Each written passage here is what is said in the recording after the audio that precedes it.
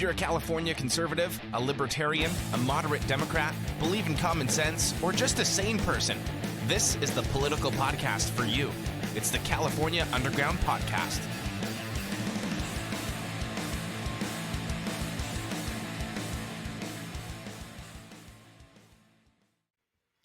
What's going on, everybody? Thanks for tuning in to another episode of the California Underground Podcast. I am your host, Phil, the most trusted political podcast, all things California politics. I'll get this tagline. I swear I'm going to get this tagline. It's a new tagline.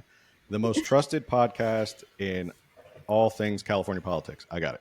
As always, with me, my trusted co-host, the best, the fastest researcher in the West. And tonight we have a special guest, which I'm very excited about, Keely Covello, who is the founder and author of America Unwon.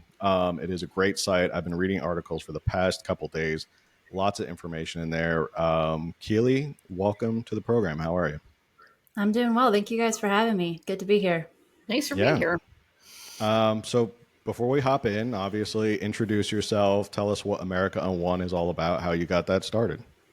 Sure thing. Well, I'm Keely Covello. I'm also from California. Nice to be with some like-minded Californians for once. I'm in Orange County now, but I grew up in Mendocino County, which is about 3 hours north of San Francisco. Pretty remote. My town was just a little tiny rodeo town. Everybody had a ranch and worked outside, and that was my childhood until I went to college in LA and had a big culture shock. So I essentially went into journalism. I worked in DC for a minute. I worked at my hometown newspaper, and I really just fell in love with the stories basically that I was reporting back home in Northern California of working men and women that I felt were very undercovered. When I went to DC, my editors told me those stories aren't interesting. There's not enough material. And long story short, I proved them wrong over the course of my time there. Started basically an early form of Unwon and kind of blew them away just because nobody was covering these stories. They didn't know how much material was out in the American West and in working communities in the United States. So I kind of went the independent route. I started America Unwon as a side project. I was telling you guys before we hit live, it's kind of a masochistic passion project, but it's just something I really love to do, kind of focusing on these stories about ranchers and working people who have a hard time because of government overregulation, government overreach, and just sort of the globalist agenda that has made their lives increasingly difficult, especially here in California. So that's kind of what my coverage centers on. Unwon is really a project of that. I say the people who feed, build, and protect a nation, really like the working people who make this country great and who we don't hear from enough. So a lot of my coverage is, folks in the blue collar industries that we still rely on. And a lot of it ends up in the ranching world. Yeah, we had, before we hopped on, we were kind of talking about how we gave our best effort at trying to explain what's going on in Point Reyes. And I'm not sure we did that great of a job. I think we probably confused people more than we educated people. So when I found your account and I found what you were doing, I was like, okay, this is someone who actually knows what's going on. And there's several topics we're going to get to tonight.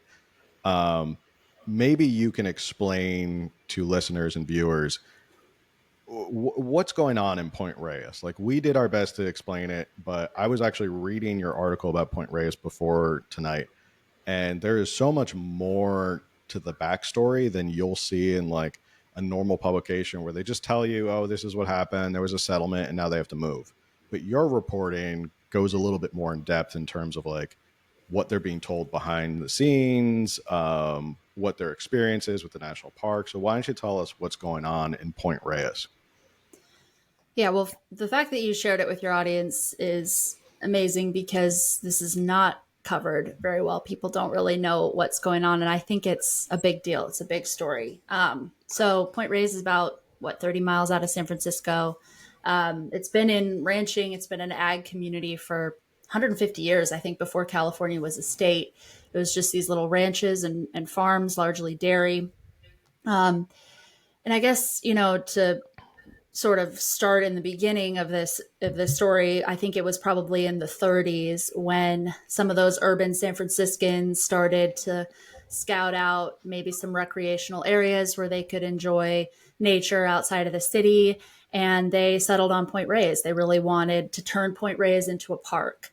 And when I first started reporting on this story, my understanding was that the ranchers and the community were really on board with that. They were okay with selling their land to the federal government to turn it into a park because they wanted to protect their community and to keep it undeveloped and to keep it in agriculture. And that was the agreement with the Park Service in the beginning, was that turning this into a national seashore, which is like a park, but a little bit different in some ways, would come with the promise that they could lease their ranches and farms back in perpetuity, long-term leases, so they could still do their farming and their agriculture on Point Reyes. And it wouldn't have the development pressure that they were already feeling in the 30s and 40s and 50s.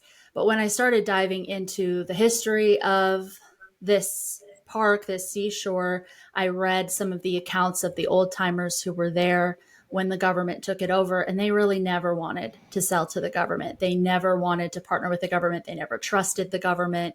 I read this one, older woman who was a widow at that time of a dairyman. She went all the way to DC and spoke to Congress. And she just said, if you wanted to take my land for defense, I could understand that. But just to seize my farm that I've worked on, that my kids were born on, that my grandkids call home, to seize it, to turn it into a recreational zone.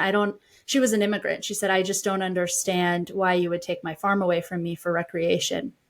But despite all their pleas, the government did essentially take the land by eminent domain, forced them to sell, and then promised, we'll lease it back to you guys. We'll be good partners in the long term. There will always be ranching and dairies on the park. Well, fast forward to last January, just about a month and a half ago, and it was announced that these ranchers and farmers would be leaving forever. And while on its surface, this isn't a direct result of the national park pushing them off, in my opinion, and after all the reporting I've done, I think the national park did work behind the scenes to get these ranchers off. I do think that they worked with nonprofit environmental groups to sue the park over the presence of the ranchers, really just putting the ranchers in limbo for years until finally they were forced to take a settlement and pack up and leave. So that's a lot, but that's kind of the overview of what happened to these guys and where they're at. It's the idea that the National Park Service was telling them one thing, and there was a part of one of your articles where an anonymous source said how they, for lack of a better term, they said they kiss your ass to get you to sign on the dotted line, and then as soon as you sign on the dotted line and sell your land to them, all of a sudden they jab a stick in your eye. And it's like the National Park Service and the government were quick to say, we'll protect you, we'll do X, Y, and Z, you can always farm here, we'll just keep doing leases. And then all of a sudden, as soon as they get the property, they're like, okay, get out. Like we're trying to push you out as fast as possible, which seems like such a bait and switch for a lot of these poor ranchers and farmers, right? Yeah, absolutely. Yeah, it's really sad. And I think you're quoting Al Vail. So in my reporting over, months, weeks now, I guess, it feels like it's been longer since I first heard about this from a local named Shalina who alerted me to what was going on. I don't know did you guys hear about Measure J last November in Sonoma County? It was an attempted ban on farms, basically, that was on the ballot up there. Mm-mm. It's kind of in the same area. So she runs an organization that was fighting back. That essentially, these nonprofit groups came in and forced Measure J on the ballot, and it was billed as an anti-factory farm ban, but really it would have just banned all of these family farms and ranches in Sonoma County. And it was like slaughtered at the ballot box. Like 80% voted no on Measure J. But you can just see these groups really attacking like Marin County, Sonoma County, that area right outside San Francisco and the Bay Area. Those guys are really sitting ducks for some of the most extreme activists. So anyways, Shalina alerted me to this story and I started reporting on it. And, you kind of hear the surface level that these guys are leaving. And when you read in the media, they'll say, well, the farmers want this. They're happy to take the buyout. This is voluntary. But all the farmers and ranchers are under a gag order. So they can't talk, which is a little bit of a conflict there. If they were happy, why would they be gagged? And it's just from what I've heard and from just public speeches they've made, you can see that this is not something that the farmers and ranchers want. They don't want to leave their home of many generations. The settlement isn't disclosed, but it's not enough for them to relocate. So all that to say, I started hearing from other folks who've had this happen to them with the National Park Service, and Al Vail was one of those out on the Channel Islands. He was a rancher on Santa Rosa Island, and the Park Service, again, came in, all the promises in the world. They're just going to, we'll take this island from you. It's going to belong to the government, but we'll lease it back. Don't worry, we're going to be good long-term partners. And exactly like you said, they eventually turned on him, and before long, him and his family were completely off the island. Does it seem like this was always the goal, to get rid of the ranchers and the farmers in Point Reyes? Is that sort of the feeling of people on the ground there, is that they kind of were always being pushed out, or is it just recently felt like they've been pushed out? I mean, now they're literally being pushed out. Yeah, it's a good question. I think for years they've been pushed out. So at least for a couple decades now, it's been trending this way. I don't know if in the 60s, the environmental groups seemed a little more pro-farming and less against them. So maybe things have changed, but at least for decades now, it's been this way. There was a oyster farm on Point Reyes as well, called Drake's Bay Oyster Farm. And it was shut down, I think, in 2012. And at the time, the owner, Kevin Lunny, I mean, it was really heartbreaking. They had all this junk science to say that oysters are bad, which is really silly, because oysters actually filter the water. It's really good for marine life. And it was a very sustainable, positive farm. It supplied half the oysters in California. The government shut them down. Similar situation, lawsuits, environmental groups coming in. And Kevin Lunny ended up going to the White House, and President Trump in his first term signed an executive order trying to eliminate this kind of attack on farmers. And Kevin spoke at the White House. He said he was worried about the ranchers. He said he felt like they were next. And Trump said, well, we got people in the White House looking out for you. This isn't going to happen again. But then Trump lost in 2020. And what's really interesting is the timing of all this, because after, the election in November, this lawsuit just kind of went into overdrive. And I've had really good sources say it's pretty obvious that they wanted this done and dusted before there was a new administration. So it was done just weeks before Trump came in. I think a week, actually, before he came in, they were forced to sign the settlement. Wow. Yeah. So they didn't want to have an ally in the White House. Yep. Camille, you were texting me today about the sort of irony in that, like, they want these Thule, how do you pronounce it? Thule elk? Thule elk, yeah. Elk. They want more of those. They also want the cows to continue grazing and keeping the grass down. Right, Camille? I'm paraphrasing correct. Keely's probably going to know way more about this, but I kind of just went down a road of the methane production that they're always crying about. And this is, the cows are ruining the environment and the water and all that because they're methane. And so they have the ruminant digestive system, as do bison, which are a protected class, and the elk do as well. Now, elk are much smaller than cows, and so the argument is they produce less methane than the cows. But I guess part of this deal, if you can call it a deal, part of this action to get the farmers, the ranchers out of Point Reyes is that they want to get down to a maximum of 300 cows in Point Reyes. And, but they want the elk to thrive. Now, again, elk are smaller and allegedly produce less methane than the larger cows. But still, if the elk are going to thrive, then I feel like the numbers are going to, just increase the amount of methane. And so what have we done now? We've just ousted our food sources to allow these other ruminant digestive tract animals to thrive.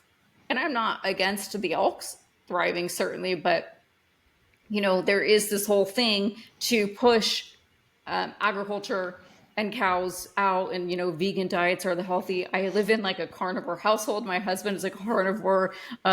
We eat a ton of meat here, and and my husband became a carnivore because he went down the road of the health, and then he even like 8-10 years ago, was all into all the podcast about how the cows are better for the environment and how they're helping the environment and the soil in which we grow the vegetables and everything. And then when I went on Grok on a little bit of a tangent search, and this is a little bit silly, but basically vegan humans produce more methane than carnivore humans. And so these vegan environmentalists are very hypocritical, if you ask me. Yeah. I'm glad you brought that up. I haven't heard anyone say that specifically, but I love talking about cows and how good they are for the environment. It's like my favorite thing to talk about. But yeah, I mean, it's true. They're really trying to take these cows off the peninsula, but replace them with elk, which is in itself silly. But now the Nature Conservancy, which is the group that will be taking over the leases and is buying out the ranchers, they're planning to bring in grazing contractors. They've said that openly, that they're going to bring in cattle, because people are starting to understand that we need animals grazing our fire fuel, especially in California, but really all over the West. It just makes sense.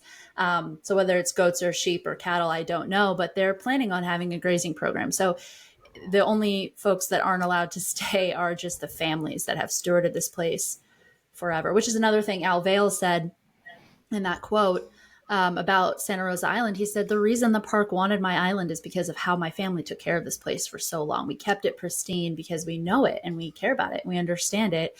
And I think he said something like, why would we, bleep where we eat? I don't know if I swear here. This is our home. This is this is our legacy for our children. This is our livelihood.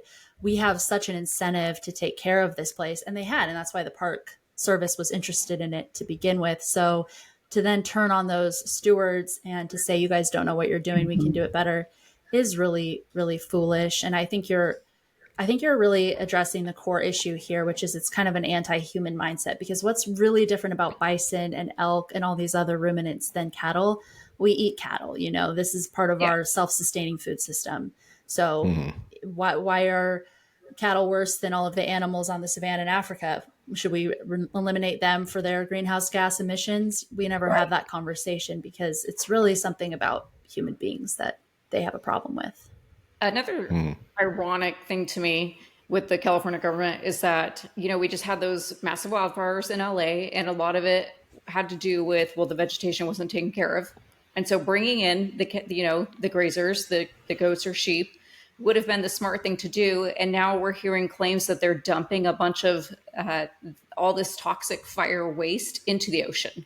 And I know that that's Point Reyes. They're complaining that the animals, the cattle specifically, are contaminating the ocean area, the water around it. And yet they didn't have proper preventative stuff in place for the wildfires. And now they've just contaminated the ocean in a massive way. That's so sad. Yeah. I just read an article yesterday about how San Francisco Bay has this raw sewage problem. They have like a huge percentage of raw sewage in the San Francisco Bay. But they're worried about the cows on Point Reyes. And that was another, in this long article, I just published it yesterday, but it's really interesting because the Channel Islands superintendent was this guy named Tim Setnica, and he was there for all this. And there's just a long, dark history. I don't want to go too in the weeds here, but there's a dark history of all this stuff. We enjoy the weeds, so that's why we do a long-form podcast. Don't be afraid of the weeds. Well, don't tell me with a good time here. This is like what I've been living in for weeks. But I mean, yeah, the Channel Island stuff is really interesting. I think and I'm sure it's happened all over. I think there's quite a history with the Park Service. They have a real track record here. But there was, on one of the islands, on Santa Cruz Island, I did a whole article about how, there was one lone holdout, 82-year-old man named Francis Guarini. He didn't want to sell, or at least he wanted to sell for a good price. And, before long, first of all, they forced Congress they had Congress force him off. So they ended up forcing the sale through. But even then, he was dragging his feet a little bit, getting the hunting club that leased from him on Santa Cruz Island off. So lo and behold, the Park Service decided they were raiding Chumash Indian burial grounds and landed on the island with a Black Hawk helicopter and 20 armed officers to raid this little hunting camp. Turns out they'd conducted this 2-year investigation, and the details are just, I read the whole appeal. It's just very shocking to me, very, very flimsy. They ended up charging one guy with a felony for shooting at a raven and I guess having beads or something, or like picking up a piece of dirt in an area that was supposedly an archaeological site of Chumash Indians.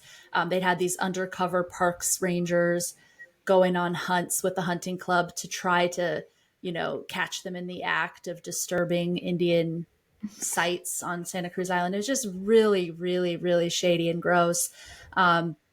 So all that to say that happened on Santa Cruz Island. Just imagine there was like a little 15-year-old girl in the house, and they shackled her for hours, didn't say who they were, searching the whole house for Indian burial remains or Indian artifacts. And all the while, they just happened to really want these people off for their park that they have planned. So just stuff like that, really dirty. And then on Santa Cruz Island, or on Santa Rosa Island, rather, the superintendent of the islands wrote this expose in, I think, early 2000s. He had signed off on that raid on the Santa Cruz Island. He had been part of all of it. He'd seen all of it, this guy, Tim Setnica, and he went through some kind of change of heart, and he wrote a 3-part editorial for the Santa Barbara News Press, where he kind of blew the whistle on the Park Service and described everything they did. And he specifically got into the way that they did water samples in areas that they knew water didn't flow, so it would look really bad for the ranchers. They put them under a Clean Water Act, some kind of an order, an abatement order, so that they had to clean up the water. All of these little things designed ultimately to force the ranchers off. And he broke it down in great detail what had happened. So again, to your point about, water samples and water pollutants, he described how he was there and he saw the way that the government manipulated those samples to get the goal that they always wanted, which was to get the cattle off the island, to get the ranchers off the island. And in their case, they also decided that the elk and deer should go too, because the elk and deer were not native to the island. And so all of the operations on Santa Rosa Island ended up with shipping the cattle off, shipping the horses off, and machine gunning wild pigs, elk, and deer from helicopters and just killing them because they were restoring it to its natural state without animals on it. So that's the Park Service. But yeah, Sorry, again, restoring it, bringing a Black Hawk helicopter. Right. Because we want to restore it to the natural state. Yeah. It's not funny. Yep. I know, but it's kind of beyond belief, right? It just doesn't seem like, it's not common sense. Right. But yeah. And Tim Setnica went on to have this meeting in 2014 at Point Reyes. And he said, you guys are next. They're going to come for you. The Park Service has no soul and they're going to come for you. Like, you're not going to be able to stay in ranching. They're absolutely going to kick you off. And 10 years later, they did. Wow. Very sad. I keep saying that. Yeah. Very sad, but it is very sad. This might be like too far out there, so feel free to just dismiss this, both of you. But with Trump firing a bunch of federal employees, we've heard about Park Services employees being let go. Do you think that will have any effect on this, or is it too late? Well, I think changing the Department of the Interior is good. Doug Burgum is the new head of the Department of the Interior. I have hopes that he will address this and bring in better people. I'm not sure who the head of the Park Service is or if they've announced that yet. Trump's been moving very fast, uncharacteristically fast. So it's, it's really high turnover rate. And I do feel, there's a lot of great rangers out there. I know there's tons of great people who work for the Park Service. This isn't to impugn all of them by any means. It's the brass, really. It's these people in the offices who have this agenda. So yeah, I'm hopeful that they'll reverse course on their attitude toward agriculture, because some of my sources, all of which were really anonymous if they were talking about the Park Service, told me that this really goes deep. It's part of the culture and mindset of the Park Service that they hate ranchers and they hate farmers and they want all of that off public land. And when you look at how much land the federal government owns, that starts to be a problem. I'm not saying we should farm in Yosemite and Yellowstone and these really special jewels that we should all be able to enjoy in the United States, whatever. But when you have millions of acres of land that's designated federal land, if we want to be self-sufficient, feed ourselves, we do have to look at multi-use on public lands, and that's what these agencies are tasked to do. So anyway, yeah, I hope there's going to be change coming. I know people are appealing the Point Reyes thing to Trump and to Burgum, but it feels like a kind of an uphill battle at this point. I had I haven't looked at it yet, but there was a Supreme Court ruling, and I thought maybe this is sort of like on the same lines. And again, I'm just throwing this out there. I don't know, but there was something about they can't. What was it? They can't define what an end result is for pollutants, the EPA. And I probably should have read this before, and I'm sorry, I No, too that's busy so reading interesting. I hadn't heard of that. America Yeah. Unwon. But I was looking at it, and I thought to myself, I was like, wait a second, if the EPA can't say what the end result of pollutants is, so for example, that ends up in water and air and stuff like that, does that change the argument of like the Center for Biological Diversity, who sued the ranchers and saying, oh, they're violating the Clean Air and Water Act because the runoff from the cattle and their farming industry, like these aren't allowed. Might be interesting to That's look a great into point. a little bit more. Maybe attorneys who are way smarter than me. But to your point, it sounds so evil when you hear that the government is almost rigging the game against the farmers and ranchers. Like they're purposely taking water samples from places where the ranchers have no effect. And they're saying, oh, well, this is the end result. Look at the water is polluted over here. But they're not being Like going into completely homes honest. and testing fish tanks or something, you know? Right. Like, Yeah, they're like, exactly. someone's goldfish tank, and they're like, "This is not clean water. See what you they're did." going home and like taking water out of their Exactly. toilet or something. They're like, look, it's not clean. I don't know what to tell you. Yeah, exactly. It is scary, and I'm not shocked. I am personally not shocked that the government is screwing people out of private ownership of their own property. Yeah. And I don't know what their end goal is. Maybe they just want the land. Maybe they just hate people being self-sustaining. And it's always funny to me that environmentalists go down this rabbit hole of like, or they go on this crusade of getting rid of farmers and ranchers, who I think are probably some of the best conservationists our country has. Like they need the land to be productive so that they can do what they need to do. Like, and I don't understand why they don't grasp that. Like they need they need the land and the water to be bountiful and conserved so that their cattle can grow strong and they can sell good beef and people come back and buy their beef, or that they make good milk, or that they grow good crops. Like, I don't understand that. Like, do you have any idea why there's that disconnect, or why they think farmers are not good conservationists? Well, I don't want to get too black pill fringe here, but I don't know that they really believe that, or that they just have a goal here of, so you look at the largest farm landowner in the U.S. is Bill Gates. He's also a big investor in fake meat companies.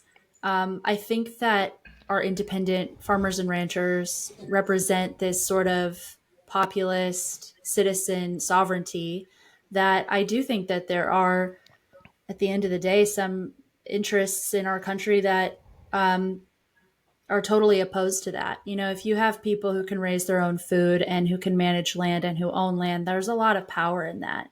And I just don't think that these entities want us to have that kind of power. If you look at Stalin attacking the farmers first, there's a pattern in history of oligarchs and dictators really going after the people who produce food. And there's an attitude of sovereignty. Thomas Jefferson talked a lot about the ideal citizen being a farmer, because he's talked about his agrarian ideal, because you are sovereign in your own way. You produce something that's necessary for society, and you're self-sufficient, you're self-reliant, and you don't want government interference.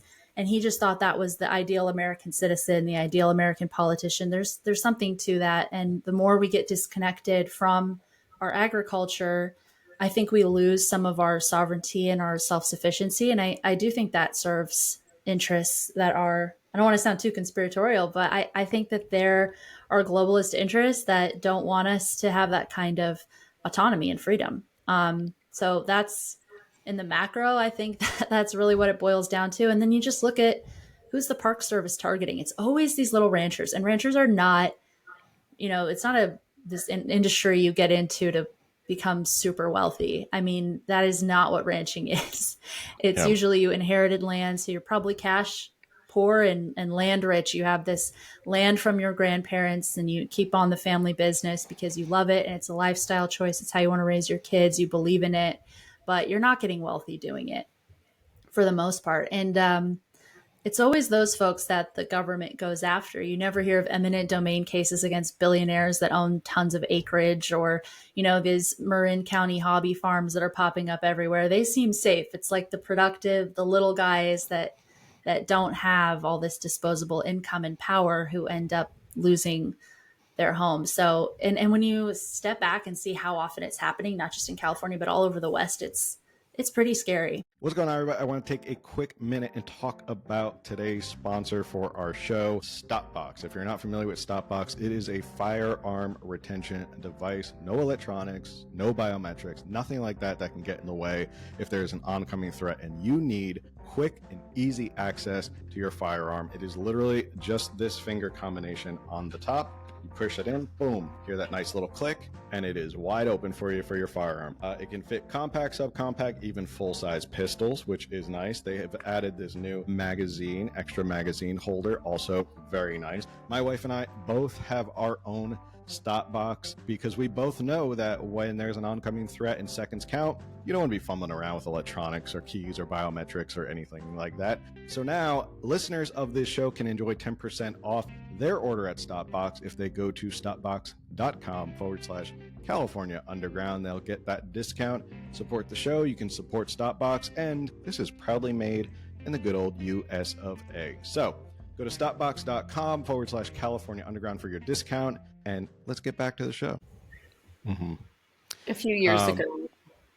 Go ahead. Oh no, I was just going to comment. Feel free to go be black pilled. We're fine with that.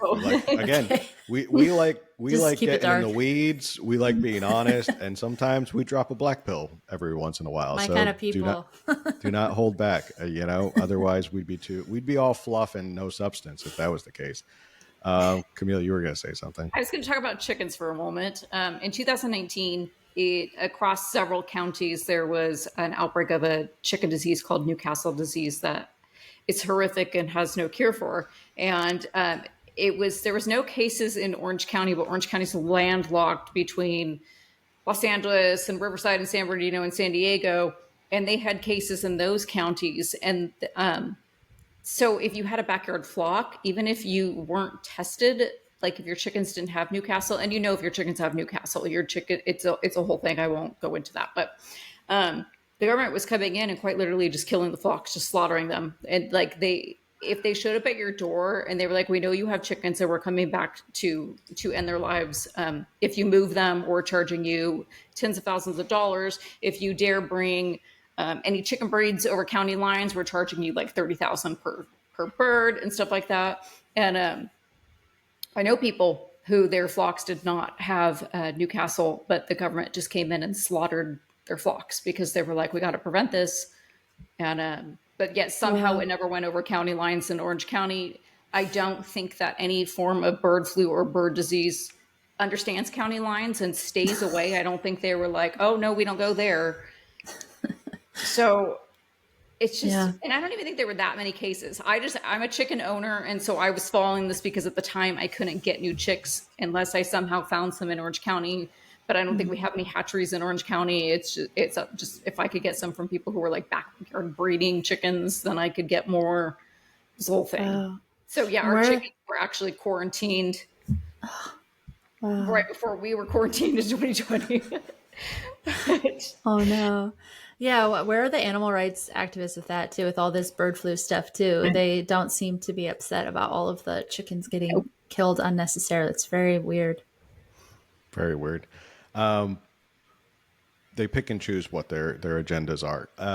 Going back to your line of thinking about conspiratorial, and I don't think it's conspiratorial at all. I think, especially here in California, going off of that idea that our government, Sacramento, hates people. They hate localization, and they hate people governing themselves to a certain degree. And I think they want a top-down mentality. And of course, California and Sacramento, I think, is an extension, or at least the testing ground, where we're like the laboratory for a lot bigger interests. And whether that's the federal government, the statists at, in DC, or the globalists, it is this idea of like, they want top-down control, and they do it through California. And they don't like, local governments. They don't like local representation. They don't like local school boards. They don't like you being self-sufficient. They don't want you to be able to take care of yourself. They want you to rely on the government. It's like this constant, like, no, we're going to take this stuff away from you so that you can't be self-sufficient, because if the people are self-sufficient, then they don't need us. They don't need the government to solve their problems. And therefore they won't be willing to pay more taxes or give us more power over them. So I don't think it's conspiratorial at all. I think it's exactly what they're doing is they want a top-down approach. They don't want localities to be independent and self-sufficient. Right. Yeah, I think you're right. And I think it's hard to say that out loud because I don't think any of us think that way. It's so foreign. It seems so strange and bizarre to want control over other people's lives like that. But I think you're right because, I mean, even looking at COVID and how they've acted in the recent past, there's definitely a pattern where any type of self-sufficiency is targeted. And yeah, you're right. I don't think they want local control and local sovereignty at all. And I think food is an important part of that. If they can control the food, they can control the people. And there's definitely a push for these fake meat factories and more factory food, more processed food, which puts a lot of power in the hands of a few who can produce mass quantities of food in cities and control the food that way. And it's much harder to control when you have thousands of diversified farmers and ranchers in the US, which is why I think, I like what RFK is doing and I like this new trend of returning to health, but sometimes I worry we are missing the first thing, which is we have to protect our farmers and ranchers. We can talk about, additives and pesticides and fertilizer. We can have all those conversations. We can figure out what's in our food that's hurting us. But first and foremost, we have to protect the ranchers and farmers we have left and support them. And we are losing so many farmers and ranchers. We lost, I think, 15,000 last year in just 1 year. Less than 2% of Americans work in production ag now. And the average farmer is 60 years old. So we're going to have a massive crisis coming up soon if we don't stop the bleed and get more young people involved and make it more accessible. Because right now getting into ag is almost impossible. Wow. Devastating loss. Yeah, everyone's worried about whether their fries are fried in beef tallow, but no one wonders or worries about where the beef tallow is coming from if we have enough ranchers to provide the beef tallow. My husband watched Biden a minute ago, and I kind of wanted to grab him only because he has been down this soil cattle rancher, like I said, for like 8 or 10 years. He has just gone down this trail, and he will give you all the arguments for why cattle are better for the soil that grows our vegetables, and that our vegetables are less nutrient because the soil's so bad, but we need the cows to produce the good soil. And 100%. And like you were talking about this whole government control thing, I just want to be left alone. Like, I'm a homeschool mom. I've got my backyard chickens and some fruit trees, and like, I want to just wake up and just educate my children and enjoy my chickens and be left alone. And I'm not like MAGA, and I'm not a Trump sympathizer, and I'm not saying like, yay Trump, but when he won the election and then was sworn in, I swear I woke up more rested. Like, I was just like, they're gonna have to back off now. And all of a sudden it just felt less exhausting to live in the United States. Totally. Yeah. Boot off your neck a little bit.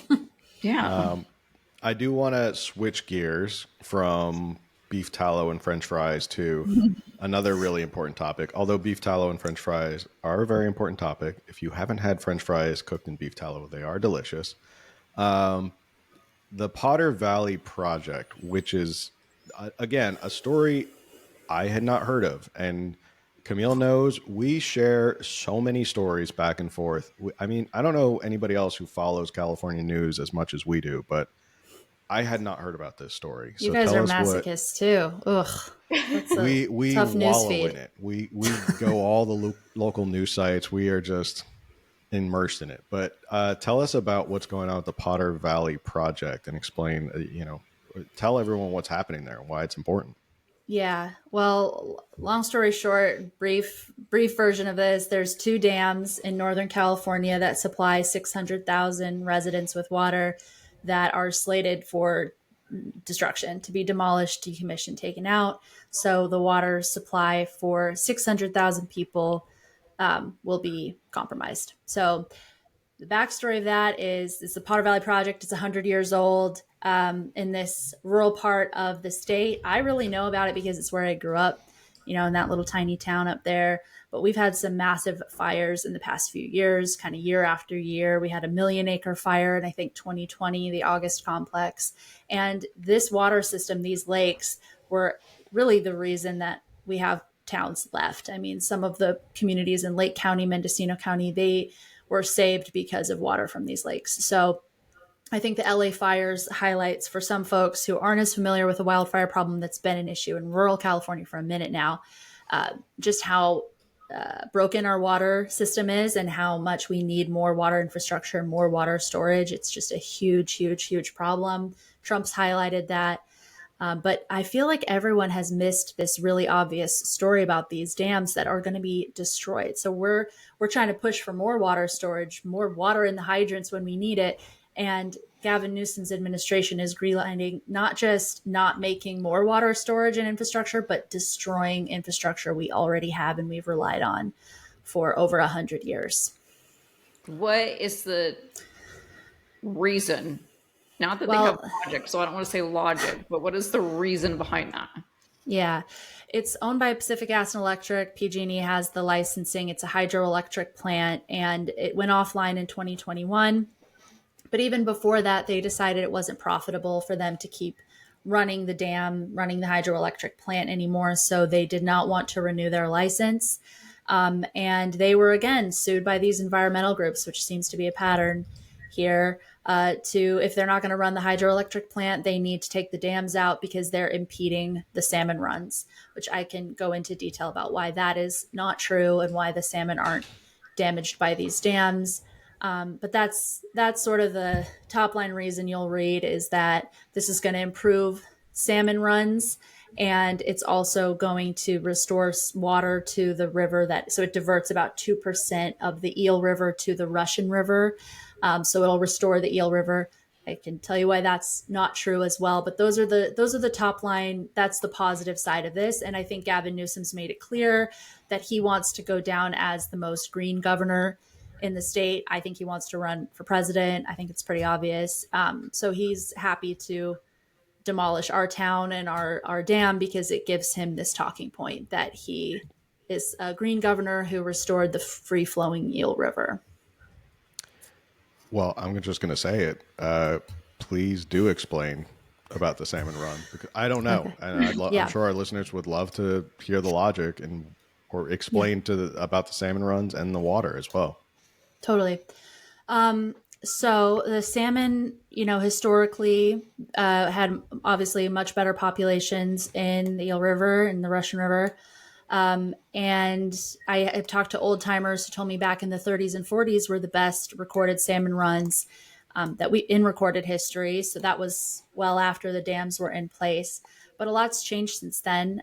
We've had a lot more logging, which not all the logging practices were ideal back in the day up in Northern California. So deforestation, logging roads built.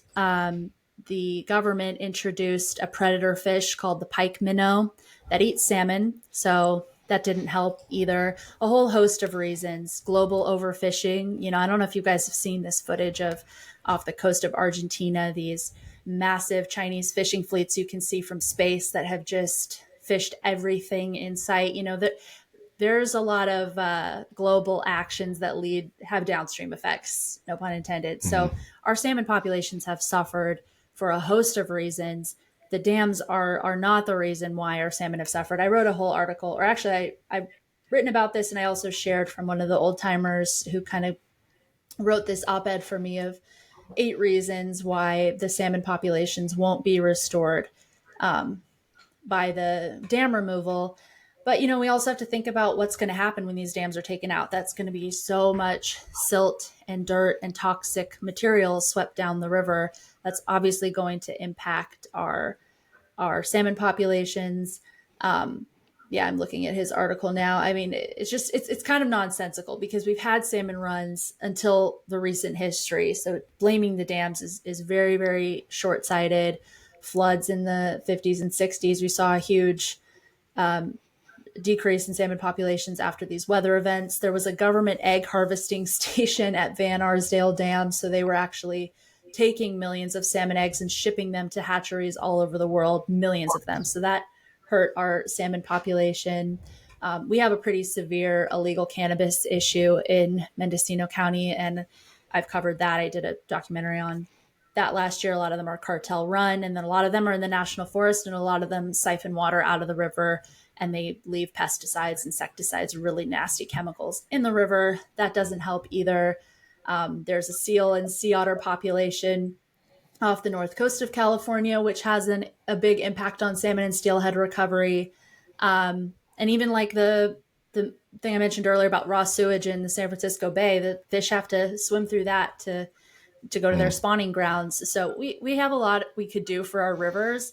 I have ideas of how we could improve our rivers. I mean, we have an old railroad system that's been abandoned. We could rip that out and restore all this river, like hundreds of miles of river for the salmon to swim in and spawn in. But it seems that the only solution that's acceptable is removing water storage for rural counties that rely on it.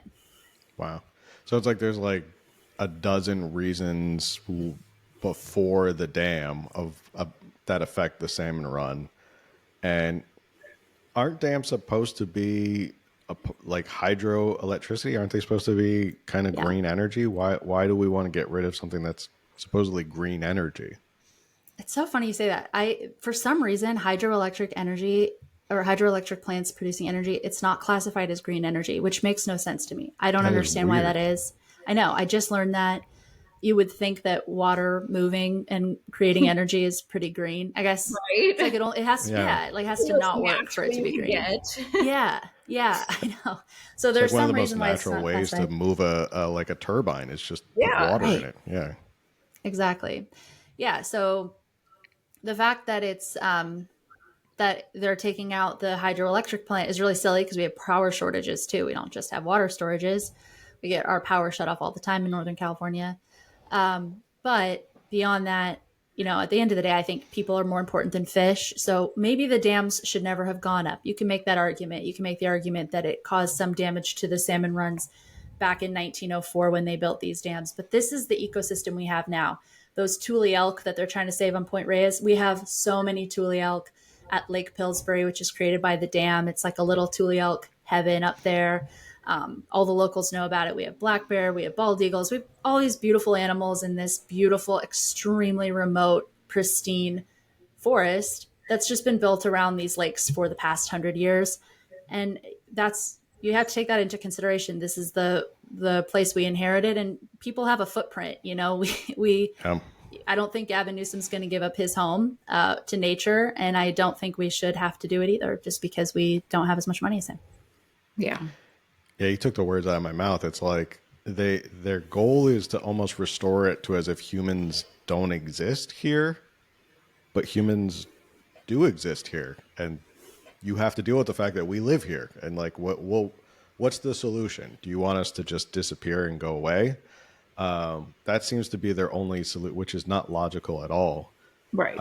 For them to we want to restore it to as if you were not here. Well, too bad. We are here. We've been here for 200 years. I don't know what to tell you now. Real quick, we're coming up on the hour. I did want to get into this, the illegal cannabis up in Mendocino County, because again, this is something that like another story. We had Jorge Ventura on a couple weeks ago. He did some news on this as well. This is something that's not really talked about in California, about the sort of illicit activities that are going on around cannabis and these illegal grows right under our nose. And Rob Bonta is out there, parading around San Francisco talking about Trump proofing California. It's like, oh, we got bigger fish to fry. We got cartels operating in our backyard, Chinese and Mexican. Like, we should probably look into that. Tell us a little bit about these illegal grows up in Mendocino County. Yeah, I'm a depressing guest. I'm just telling you all this terrible stuff. No, this stuff is fascinating. We love when we have guests who educate us. So, well, and if your guests, I can't see the live stream, but if they have any questions about the Potter Valley Project, I do want to make sure that they can go to my website to look that up, or I'm happy to address it. Whatever. I know there are some common misconceptions I keep seeing, so I want to address it because I think it does impact California, and I think we all have stake in it. So, but to shift gears quickly, the cannabis issue, I did a documentary last year because we actually lost a member of our community, an elderly rancher named Dick Drury, who was shot in the head, 85 years old, right outside his ranch, and his murder was unsolved. So we went home to look into it. The common belief in our community was that it was a cartel hit because that's what it looked like.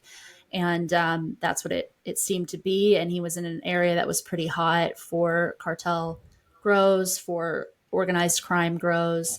And that's just really become, unfortunately, part of the culture of the North Coast, the Emerald Triangle, Humboldt, Trinity, and Mendocino counties. We have an enormous influx of organized crime, drug trafficking organizations who have really put down roots and are operating in, without really any checks and balances or any attention from the state government.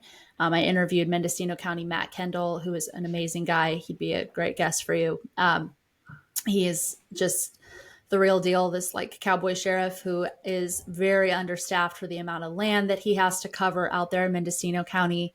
And he told me Gavin Newsom has never returned his phone calls. I mean, he's been shot at multiple times. He comes into these cartel grows all the time.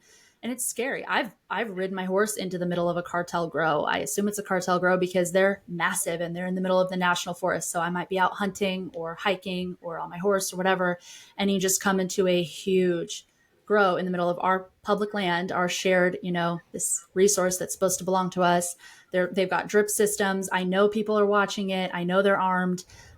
You'll see dead animals just around the outskirts of the grow. They kill anything that they see. These are scary people. So we've had, not just from South and Central America, but also from Eastern Europe, Bulgaria. And I guess what I spoke to one sheriff in Humboldt County who told me the group that's winning the cartel wars in Northern California right now, believe it or not, are the Chinese. They have the biggest presence. So they have these huge industrial grows in Siskiyou, Trinity counties, where they're just producing black market weed that does end up in our legal dispensaries. They've run tests. A lot of this black market stuff is still ending up in your legal dispensary, and it has nasty chemicals in it. So I do think just from a consumer standpoint, if people smoke or they use weed, they should know that a lot of this stuff is really unsafe. And it's being produced on the black market using human labor. That's a whole other aspect of this. There's a lot of people coming across our formerly pretty open border and getting put into indentured servitude on these grow sites. And they really don't have a choice and they're forced to do it. So it's a human rights issue as well. So all that to say, we went home to kind of look into the case, see what we could find out. We did a short documentary. My sister, Michaela, was my co-director, and then our crew, Graham Kelly and Ryan Francis, just the four of us, went home and just we wanted to raise awareness so people could see at least a little glimpse into what's going on in Northern California and how bad the problem has gotten. And also just bring justice to this man who was a really wonderful pillar of our community and who didn't deserve this and did not have any answers and still doesn't have justice. No one's been arrested to this day. Yeah. So it's fascinating that they kind of bring it full circle. They want to push the ranchers and farmers who were on Point Reyes for over 100 years, who've been taking care of the land, keeping it pristine, making it a beautiful place to go visit. They want to push them out. Meanwhile, there are cartels who are armed. Okay, California hates the Second Amendment. They hate people having guns. They are polluting the land by dropping a bunch of chemicals into it. Okay, so they're supposedly against pollution. They're wasting water, which is a big deal that they supposedly care about. And they're selling bad products to consumers. It's all the stuff that California says they stand against. It's happening in their backyard, and they could not be bothered to like do anything about it. That's just fascinating to me. Well, 10 hours ago, California Governor Gavin Newsom shared on social media that in 2024, 534 million in illegal cannabis was seized. Okay, so he had posted something similar on a much smaller scale last week or the week before, and I made a little reel off of it. And I think I probably didn't explain well my point was, he only cares because California didn't get its cut, its fair share of taxes. I am not for illegal cannabis farms. I've never even, little Miss Goody Two Shoes here has never even tried pot marijuana edibles in any form, shape, whatever. I've never once. So I'm not even which I'm not telling anybody else not to. I'm just saying, there was nothing in me that was defending this.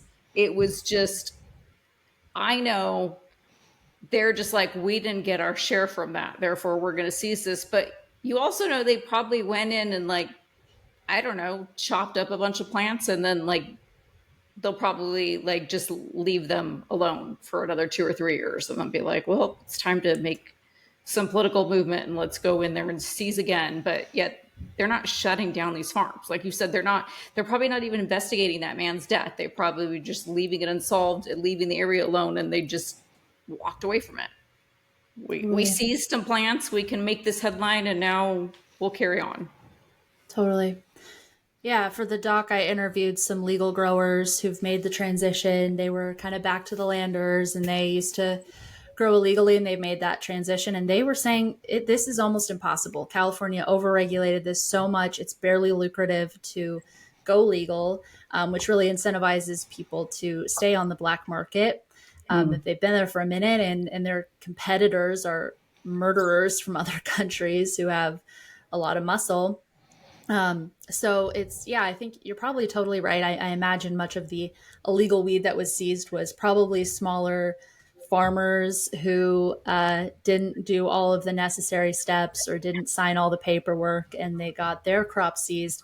Meanwhile, there's the last estimate I heard was 6,000 illegal grows on public land in the U.S., and nobody's doing anything about that. So, yeah. Yeah, it was promised to us as a new green rush, or a new gold rush, but green rush. Yeah. And I remember I was getting out of law school, and I thought this has got to be a great area of law to get into because it's going to be so lucrative. I think once I got barred, I tried out for 2 months, and I looked at the regulations and taxes and said, there is no way this is profitable for anybody. And I gave up on it. And now here we are. I think the black market has tripled in size since we've instituted legal and recreational marijuana. It's now tripled, black market marijuana. California, it just can't help itself. It has to overregulate and overtax a good thing and kill the golden goose before it laid one golden egg. They already killed the goose before it laid one golden egg. All right. Well, we're coming up on an hour, and I feel like we could keep talking for probably another hour. But I don't want to take up more of your time. You've been an incredible guest. Why don't you share with us some final thoughts, where people can find and read more of your stuff, watch your documentary, all of that stuff. Just kind of dive in and learn more about this stuff. Well, thank you guys again for having me. I really appreciate it. You have a great platform, and it's just gives me hope to talk to other Californians with common sense. So thank you guys. You can find me at America Unwon, UNWON.com, and on Instagram and X, and a brand new TikTok account right after it was banned. So let's see how long that lasts. But I'm late to the game. But yeah, all the socials, America Unwon. And you can watch the doc there too. It's under my film tab on the website. Awesome. Well, yeah, Keely, thank you for coming on. And I think you did a million times better job explaining this stuff than we tried to. I didn't get a headache this time. I actually enjoyed this. I did not get a migraine trying to figure this all out. You did much better. You saved me the hassle of migraine. Honestly. Oh, good. Yeah. I'm glad I dominated this conversation. No. Like we say, you come on, it's your platform. That's what we're here for, is for you to chat and for us to sit back and enjoy and learn. Like I said, I always enjoy guests who come on and educate me, because, you know, I don't know everything in the world, but it's nice to sit and chat. And whenever I walk away from a podcast and I go tell my wife, I'm like all excited, like, you have to hear what we talked about on this podcast. You know, it's a good podcast. Like, you know, the guest was pretty good, because I'll be like, you have to hear all this stuff we talked about. But yeah, thank you for coming on. And as you know, feel free, whenever there's a big story about this stuff that's not being covered, please reach out to us and let us know. We'll have you back on. I will take you up on that. Watch out. Thank you, guys. Great. Appreciate you. And with that, make sure you like, share, subscribe, review, comment. All that stuff helps with the algorithm. And the best way you can support this show that is 100% free is you can go ahead and share it with someone else. So with that, we'll see you on the next one. Later.